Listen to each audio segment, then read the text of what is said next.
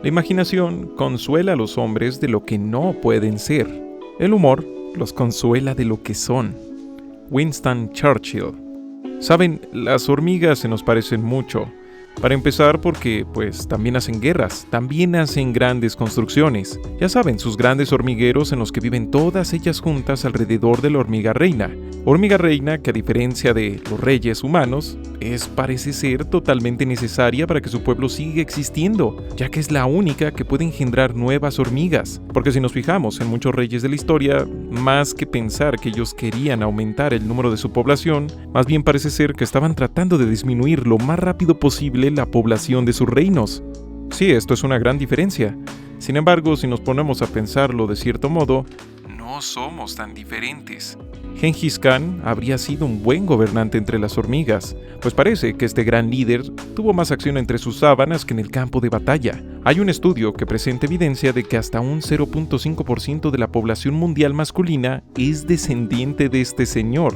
¿Por qué? Pues eso, porque se reproducía no como conejo, sino como hormiga reina. Es chistoso, pero a lo largo de este podcast veremos que, por alguna extraña razón, la idea de ser un rey, de ser poderoso, de fundar imperios, o de al menos mantenerlos en orden, tiene que ver mucho con lo que pasa entre las sábanas. Sí, con eso de reproducirse. Y con todo tipo de problemas dentro de las familias. Sí, tal como si la historia de la humanidad fuera una telenovela melodramática de esas que, por alguna razón desconocida, siempre están pasando un episodio cuando prendes la televisión. Así que comencemos. Miren, honestamente soy fan de la historia. Me encanta leer libros sobre el tema, pero como todo fan me toca aceptar que su trama tiene errores bien tontos, así como si se tratara de una saga de películas como Rápidos y Furiosos. La verdad es que si se hiciera una película de toda la historia de la humanidad, probablemente se aburrirían porque verían una y otra vez muchas cosas que son cliché. Así como en las películas de adolescentes, los problemas casi siempre tratan de lo mismo. Un adolescente que no se acepta a sí mismo porque es chaparrito, es muy alto o porque tiene acné. Bueno, en la historia de la humanidad, a menudo vamos a ver una y otra vez problemas con los imperios. Problemas que casi siempre tienen que ver con un pequeñito e insignificante detalle. Una nota al pie que a veces no leemos o que hacemos como que no hemos leído. Y eso es que todos, desde los más débiles hasta los más poderosos, nos morimos. Y que cuando nos morimos no nos podemos quedar con nada. Incluso, aunque nos entierren con todas nuestras cosas. Sí, incluso aunque hagamos la de los egipcios y nos enterremos con todas nuestras cosas. Si no, nada más hay que preguntarle a los saqueadores de tumbas o a los arqueólogos. Entonces, así vamos a tener este cliché una y otra vez. Una clásica historia de un gran conquistador que llega, domina varios pueblos, domina varios terrenos. Ya saben, esas clásicas figuras históricas que son capaces de levantar maravillas sin igual, pero que cuando se mueren, dejan a varios herederos, o que dejan a un único heredero con un montón de hermanos muy celosos y poco pacíficos. Y así, tan fácil, adiós, adiós gran imperio. 20 o 30 o 15 años de guerras civiles, regicidios, impostores, de todo. Cosas que en comparación harían que cualquier telenovela latina no se sintiera ni un poquito exagerada ni melodramática. Y no es broma. Cuando se moría un rey, a veces aparecía gente que fingía ser algún hijo fallecido para reclamar el poder.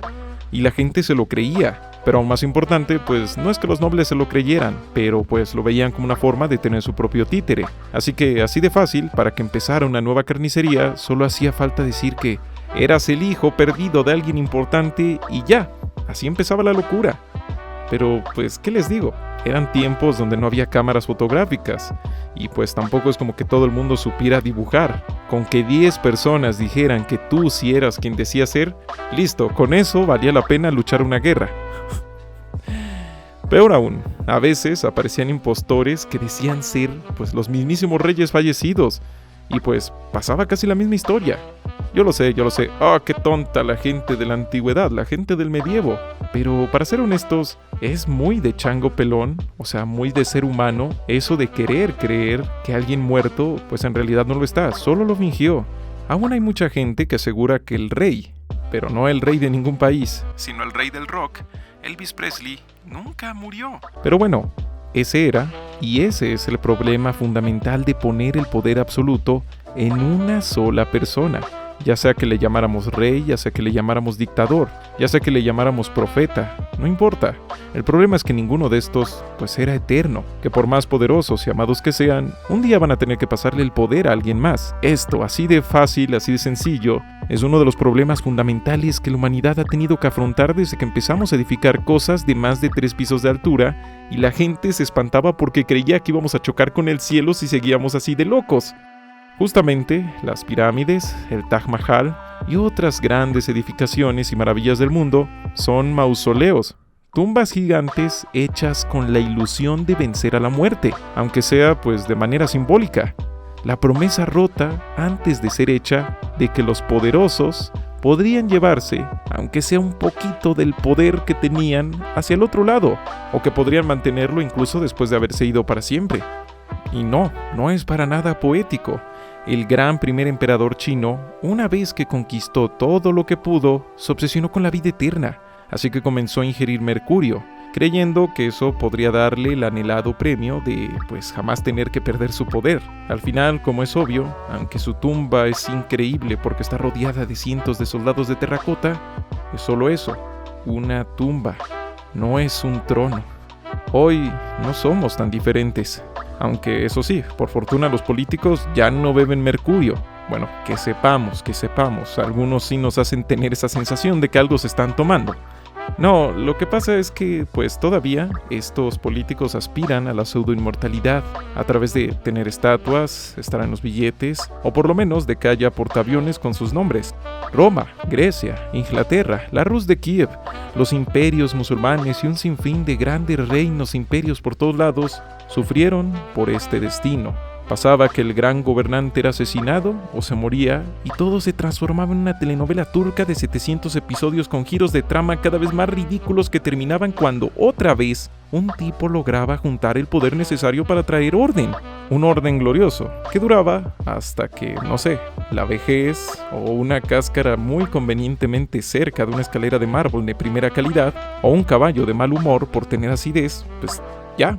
Terminaban cargándose al tipo y todo volvía a empezar. Hasta aquí puede sonar que, pues eso, las guerras pasaban pues porque la gente no tenía hijos o porque los hijos se peleaban entre ellos. Pero no solo es así, recuerden que como vimos en capítulos anteriores, la guerra no solo venía de esto. También había muchas guerras que se hacían con el único fin de generar increíbles ganancias a los que la hacían. Los changos pelones de la realeza no eran tontos. De hecho, seguro que eran más listos que su servidor, porque no crean que no se dieron cuenta de este gran problema. Así que se les ocurrió una grandiosa idea. Si tú eras de la familia real, ahora te tenías que casar con tu prima. Así, por lo menos, pues si había guerras o peleas por el trono, pues mínimo pues era con tu propia familia. Ya tenías bien ubicados a cuáles iban a ser tus enemigos, ya conocías sus debilidades y dónde encontrarlos. Algo que, debo admitirlo, quizás sonó como una increíble idea al principio, pero que luego pues causó muchos problemas genéticos dentro de la realeza, como le pasó a Carlos II el Hechizado, que fue el rey de España de 1665 al 1700.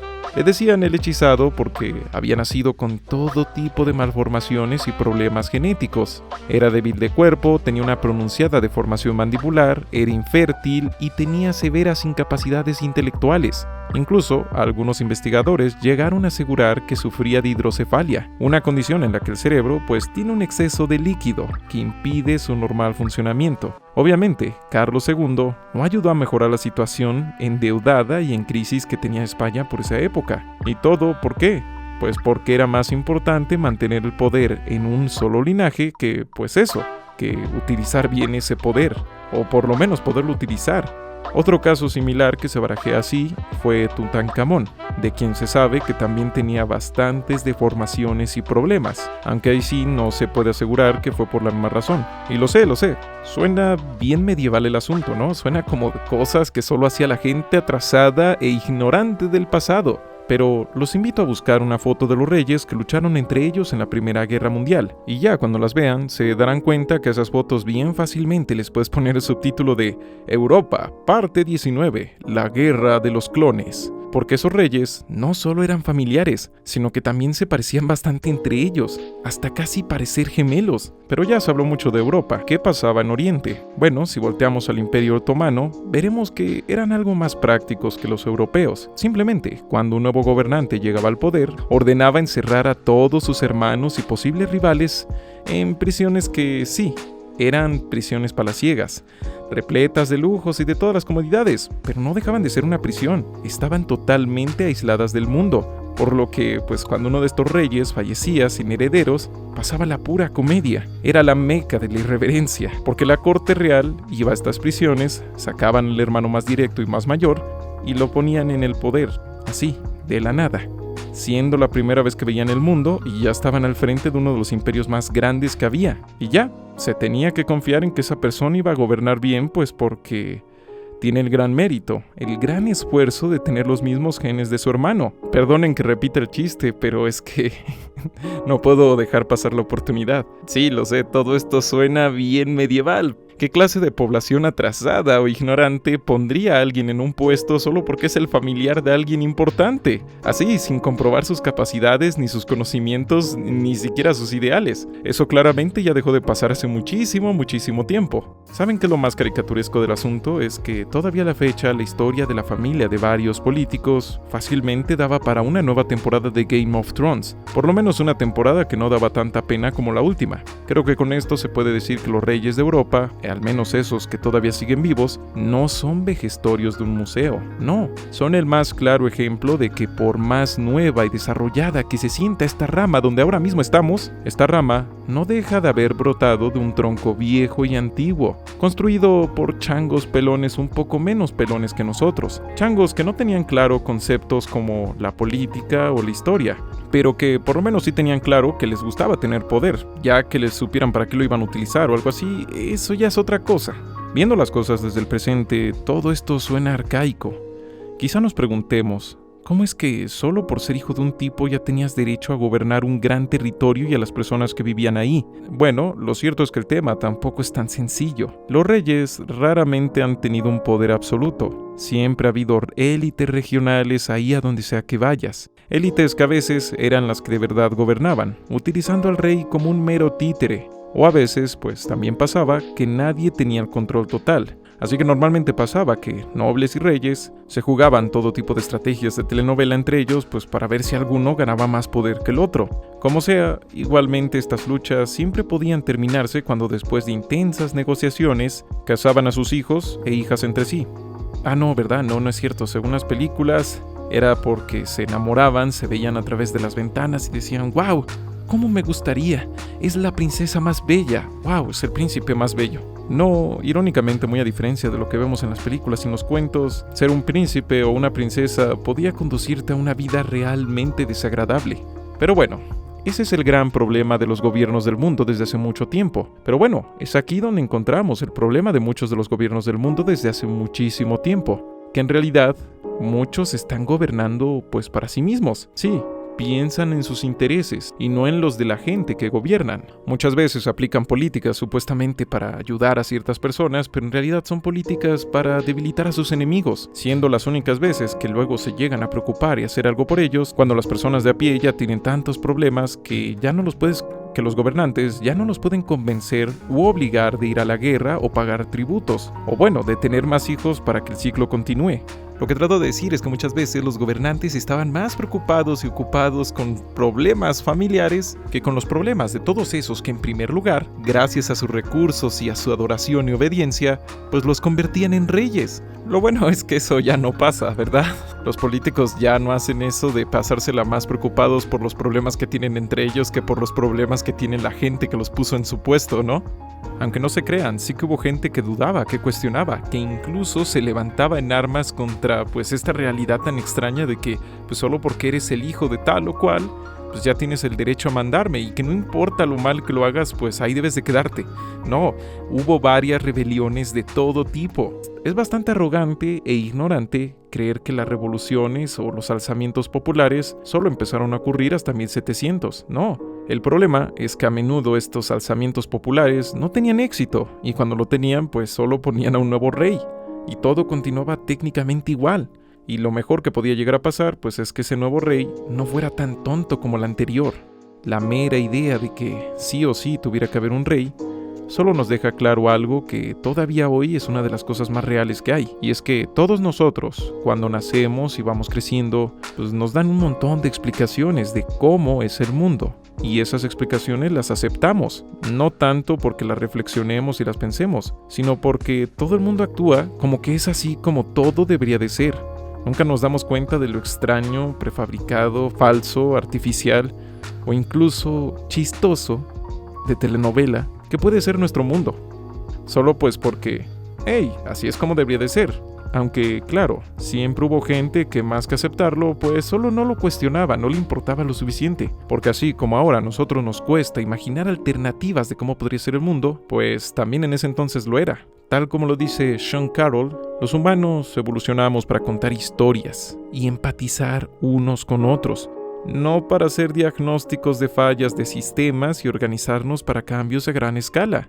En otras palabras, siempre nos hará más sentido la historia de un gran líder que se alzó con poder, virtud, inteligencia y herencia divina o cultural, que un montón de teoría, cháchara, plática y política sobre tonterías como cómo organizar los recursos y todas esas cosas que podrían generar bienestar. ¿Qué es eso? ¿Qué es el bienestar?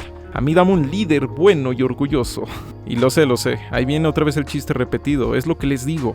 Como fan de esta saga llamada Historia Humana, me disculpo por traerles este cliché. Pero wow, ¿no? Sí, sin duda es algo que solo pasa en sociedades atrasadas y medievales, eso de que los líderes llegan al poder pues con memes, con canciones o hasta por ser guapos, y raramente con el uso de la razón, de argumentaciones amplias sobre sus propuestas e ideas. Recuérdanlo, eso es lo que dijimos en el primer capítulo. Todos nosotros ya dejamos de ser changos pelones. Todos nosotros ahora somos gente del futuro que jamás repetiría los mismos problemas del pasado. O sea, el sistema democrático que hoy tenemos sí que ha logrado contrarrestar varios problemas, como que, por lo menos, normalmente, ya no hay una guerra civil cada que un poderoso transfiere su poder a otro. Normalmente. Pero pues no por eso es perfecto. Hay varios problemas del viejo orden que siguen presentes en este nuevo orden. Pero bueno, ya me estoy adelantando mucho. Apenas estamos hablando de cómo, pues eso de andar reproduciéndose como conejo y los problemas de telenovela de algunas familias, pues terminaron cambiando la historia de la humanidad. Ahora hablamos de este tema de la democracia cuando hablemos de la modernidad. Mirando otra vez al pasado, creo que no es difícil entender por qué las telenovelas, con sus historias tan pero tan simples, pero con sus dramas tan pero tan exagerados, siguen cosechando éxitos en todo el mundo.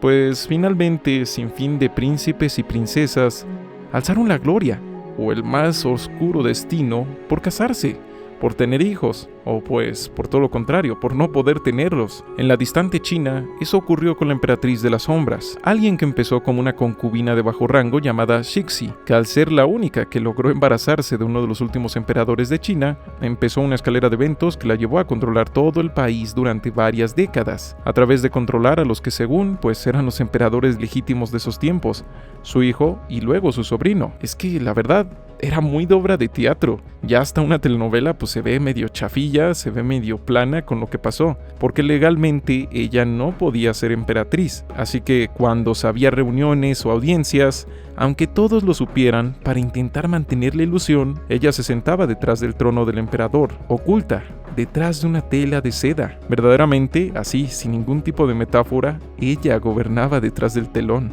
Sonará estúpido, pero pues porque lo es. Pero quién sabe cuántos reinos hundieron en el caos solo porque algún rey pues nada más no podía poner a funcionar a su pequeño amiguito. Lo sé, sonó tosco, pero esperen que todavía se pone más tosco. Tal como lo teorizaba el antropólogo Levi Strauss, una parte fundamental del fin de los grupos tribales cerrados y el inicio de las grandes civilizaciones empezó porque las mujeres de los clanes eran intercambiadas. Es decir, por poner un ejemplo, era algo como que había dos clanes, uno de cada lado de un río. Esos dos clanes sabían que tarde o temprano iban a terminarse peleando, así que, pues para evitar eso, hermanas y primas de cada lado iban al otro lado para tener descendencia con la gente de ese lado al que llegaban, algo que, pues por puro linaje, lentamente iba transformando esos dos clanes en uno solo, y así de fácil se evitaba la guerra, y además hacía que los dos clanes se hicieran más poderosos y variados. Lo sé, sonó muy tosco, pero pues es que hablamos de un pasado realmente distante, donde las nociones de amor o de derechos humanos todavía tardarían mucho, pero mucho tiempo en aparecer. Desgraciadamente este tipo de cosas todavía pasan en varios lugares del mundo. Es de aquí que se cree que es de donde nacen las prohibiciones de que dos miembros cercanos de una familia pues hicieran changadas así juntos, porque pues para el nivel de la tribu o del clan eso significaba desperdiciar la posibilidad de seguir ampliando el tamaño y el poder del clan. O sea, cada hijo, cada hija que no se juntaba con otro de otro clan, pues era un desperdicio, era alguien que ya no está produciéndote. Por esta razón creo que se puede entender que en tantos pero tantos lugares los matrimonios arreglados fueron una realidad incluso hasta hace no más de 70 años. ¿No es interesante pensar entonces lo profundo que es el tema de la familia, de las herencias, de las relaciones y lo muy unido que está a la política? Pero no solo a la política, también a nuestras religiones. ¿Han pensado en los mitos griegos y de otros lugares del mundo donde se repite constantemente ese ciclo donde los hijos terminan por destruir al padre para quedarse en su lugar? ¿Qué acaso la Biblia no tiene un extenso pasaje que nos explica toda la ascendencia de Jesús? Es decir, él podrá ser hijo de Dios, pero el libro te tiene que dejar en claro pues todos sus parentescos, tanto pues con reyes como con etnias. Por demás, pues, otra vez, la figura del Padre es esencial en ese y en otros tantos relatos de la creación o de la salvación de casi cada religión. Solo que acá Jesús pues no mata a su padre. Él técnicamente también es su padre. Es que sí, la política, incluso en sus versiones más sofisticadas del día de hoy, está íntimamente relacionada a la idea de la familia, o mejor dicho, a la idea del parentesco. Es que en muchos sentidos, el parentesco es el piso donde se empiezan a construir las distinciones que damos a unos y a otros en nivel social. O sea, derechos, privilegios, discriminaciones. Si un chango pelón, pues es mi hermano, entonces él puede insultarme sin sufrir consecuencias, porque es mi hermano. Pero si un chango pelón no lo conocen en el pueblo, mejor que no alce la mirada, porque no sabemos qué podría pasarle. Lo sé, suena todo muy complejo, así que tratemos de pensar esto como si fuéramos máquinas. Yo tengo un hijo, de algún modo u otro, ese hijo es una continuación de mí mismo. De algún modo u otro, merece lo que otros no, por lo que tendrá mis posesiones y quizá las mismas reglas que le aplico a los demás no van a servir con él, porque ese hijo es como si fuera yo mismo. O sea, no soy yo mismo, pero es lo más cercano que hay en el mundo a mí mismo. En parte, así es como funciona esta idea del parentesco.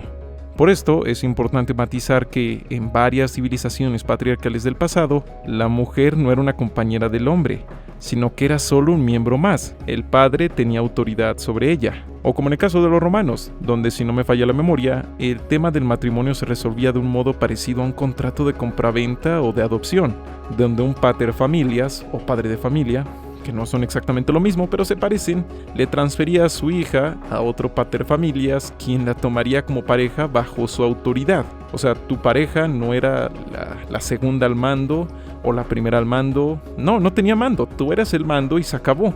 Así que si hoy las madres de una familia son vistas como autoridades dentro de ella, es algo que necesitó muchos cambios políticos e históricos para que ocurriera. De igual manera, hasta 1900 los niños eran prácticamente una propiedad, no eran, pues, hijos en el sentido más amplio. Hijo no significaba lo mismo. O sea, las familias y toda esta visión tan romántica, tan bella que tenemos hoy día de ella, no siempre ha sido así. Ha sido más política de lo que creemos. Por eso las historias y los cuentos del pasado están tan llenas de aberraciones y todo tipo de cosas horribles que se hacen los familiares entre ellos. Eso de que, la familia bonita y se cuida entre ella, siendo los niños más que alguien a quien quieres, pues tu sucesor, el que te hereda. Una especie de sujeto que va a venir a tomar tus posesiones y derechos una vez ya no estés, pero que no te enoja porque de alguna manera u otra es tu continuación, es tu legado, era como tu forma de seguir persistiendo en el mundo, aunque ya no estuvieras. Y ¿saben qué? Toda esta idea de la familiaridad de la política la seguimos viendo en la actualidad. El modo en el que el Estado y los gobernantes se perfilan como papás rectores, proveedores y protectores, mientras instituciones son como los hermanos mayores que nos van guiando para que podamos ser del modo en el que el Estado, papá, quiere que seamos, pues todo eso bajo la premisa de que, pues por haber nacido en un lugar o por pertenecer a una misma etnia, pues todos somos como hijos de un mismo padre y así tenemos el privilegio del parentesco. El derecho de ser tratados bien mientras estemos en nuestra casa, que vendría siendo nuestro país o nuestro estado, pero que cuando nos pasa lo contrario, ya saben, vamos a un lugar donde no tenemos parentesco, no somos hijos de ese estado, por cosas como, no sé, no tener el mismo color de piel, no tener el mismo pasaporte, hablar otro idioma, pues ya no vamos a ser tratados del mismo modo. Y si las cosas están muy jodidas, vamos a ser tratados bastante peor que cualquiera de ese lugar. Así que parentesco, poder y herencia, las 3 palabritas mágicas de las élites desde que a los changos pelones les empezó a quemar el sol sus cuerpos lampiños. Sí, tras haber dicho esto, pues sí, parece que nosotros, pues nos las hemos arreglado para que hasta lo que viene siendo lo más carnal y lo más animal, sea exageradamente complejo, político y engorroso y repleto de teorías molestas. Creo que la única fortuna de todo este tema es que incluso los linajes familiares se desdibujan. En realidad, no son una garantía de la eternidad del poder. Es decir, no está asegurado que por más organizada que esté la familia de un tirano, pues que se perpetúe su poder, o por lo menos que se perpetúen sus ideas. En otras palabras, toda esta increíble transformación, todos estos increíbles y complejos y engorrosos sistemas de parentesco y para mantener el poder en un solo lugar, realmente nunca han sido una solución al problemita con el que empezamos este podcast. El problemita de que los poderosos siguen sin encontrar un modo de seguir manteniendo el poder después de ya no estar vivos, o por lo menos de encontrar un modo correcto de transferir su poder. Finalmente, la transferencia de poder siempre va a ser un reto de organizar a los herederos, o por lo menos un reto de ganarle a los otros herederos. También por el otro lado, es el reto de afrontar que el mundo está cambiando todo el tiempo. De nada te sirve haber heredado un imperio de grasa de ballena. Supongo entonces que los antiguos lo tenían mejor resuelto. Quizá las piedras apiladas en gigantescos y gloriosos monumentos, pues por fortuna, a diferencia de los hijos, no cambian de opinión, no se van, no traicionan, no se pelean entre ellas. Solo se quedan ahí, cumpliendo su labor de mostrarle al mundo quién manda, o al menos quién mandó. Supongo que lo más pasmoso de todo esto es que los changos pelones de ayer y hoy son muchas veces gobernados por individuos cuyo único deseo real es inmortalizarse, ser grandes, ser poderosos y así pues pasar a la historia, como si el hecho de que su nombre quedara escrito en algún lado pues ya les hiciera mejores, les hiciera buenos, no sé, les hiciera perdurar de un modo diferente que los demás, les hiciera hacerse menos polvo. Como dice el título, los changos pelones tenemos esa extraña y poco sana obsesión con las cosas grandes porque de alguna manera u otra nos hacen fugarnos de la realidad de que solo somos changos lampiños que un día, sin importar qué tanto poder, tierras y reconocimientos obtengamos, sin importar qué tan arriba hayamos llegado, vamos a terminar bien abajo en la tierra. Las dinastías iban y llegaban, a través de milenios, pero muchos problemas no se iban, incluso hasta empeoraban.